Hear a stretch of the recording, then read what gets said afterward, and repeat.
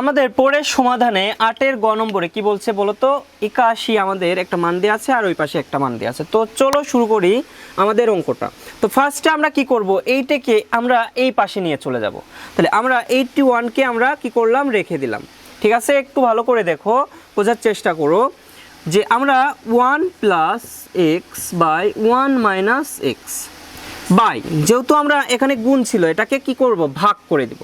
তো ভাগ করার আগে আমরা একটু আলাদা করে দেই কিউবটাকে, 1 প্লাস এক্স এর whole cube by 1 plus x এর হোল কিউব। আমি তোমাদের একটু বোঝানোর জন্য এই কাজটা করলাম, একটু পরেই তোমরা বুঝতে পারবা যে কেন এই কাজটা করছি। ঠিক আছে, তো 81 যখন আমরা উল্টায় দেব 1 plus x by 1 minus x গুণ, আমরা কি 1 plus x to the power cube লিখতে পারি, আবার 1 minus x to the power cube লিখতে পারি। এখন দেখো এখানে একটা 1 যোগ 1 কত বলো তো, 4। তাহলে আমরা একবারে দেখো, আমরা একটু বোঝানোর জন্য এরকম কাজ করছি, আমরা একবারে লিখতে পারি 1 plus x by 1 minus x to the power 4, কারণ আমরা দুইটারই পাওয়ার 4 পাচ্ছি। তো আশা করি এই ক্রিটিক্যাল লাইনটা তোমরা একটু ভালো করে বুঝতে পারছো।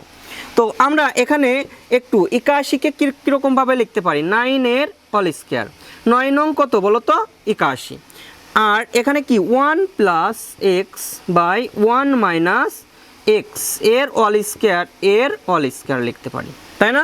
2 দুগুণ 4। এখন আমার কাজ কি বলো তো, এখন আমি কি করতে পারি, আমাদের এই স্কয়ার আর এই স্কয়ার আমরা কি করতে পারি, বাদ দিয়ে দিতে পারি, মানে বর্গমূল করতে পারি, তাই না?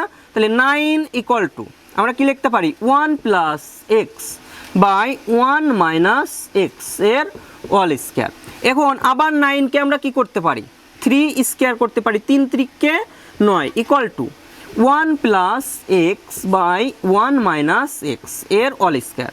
এখন যখন আমরা এইটাকে উঠায়ে দেব তখন কি হবে, প্লাস মাইনাস লিখব। কেন বলো তো, প্লাস মাইনাস 3 আমরা সংখ্যা রেখায় জানি না যে আসলে অ্যাকচুয়ালি এক্স এর মানটা কোনটা, এই কারণে আমরা লিখলাম plus minus 3 equal to 1 plus x 1 minus x.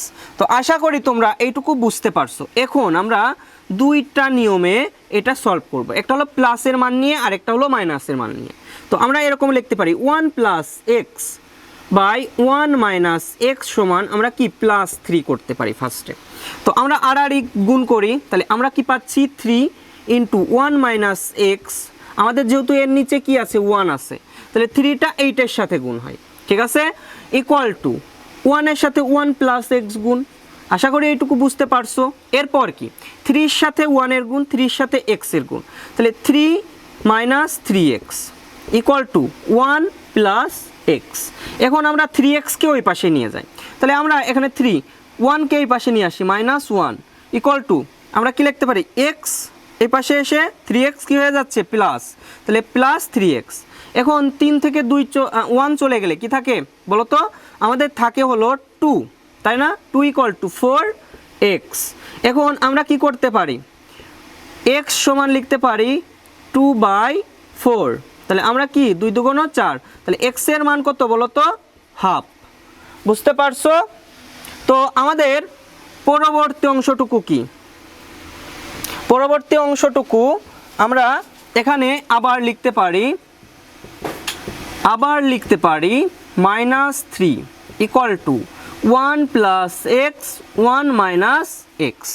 ঠিক আছে, তো আশা করি এইটুকু বুঝতে পারছো। এরপরে আবার আর গুণ, তাহলে আমরা যদি এই -3 কার সাথে গুণ করি, 1 মাইনাস এক্স এর সাথে গুণ করব, আর 1 প্লাস এক্স তো থাকবেই।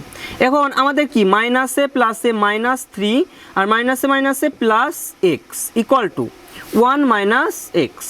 এরপর কি আমরা এক্সটাকে এই পাশে আনি, তাহলে এক্স প্লাস এক্স, 3টাকে ওই পাশে নিয়ে যাই, 1 আমাদের এই পাশে মাইনাস ছিল, প্লাস 3 হয়ে গেল, তাহলে 2x ইকুয়াল টু আমাদের কি 4 হচ্ছে, তাই না?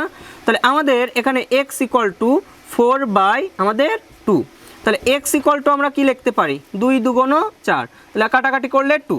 এখন আমরা সমাধান কি লিখব, অতএব x সমান আমরা কি লিখব, হাফ অথবা কি লিখব 2।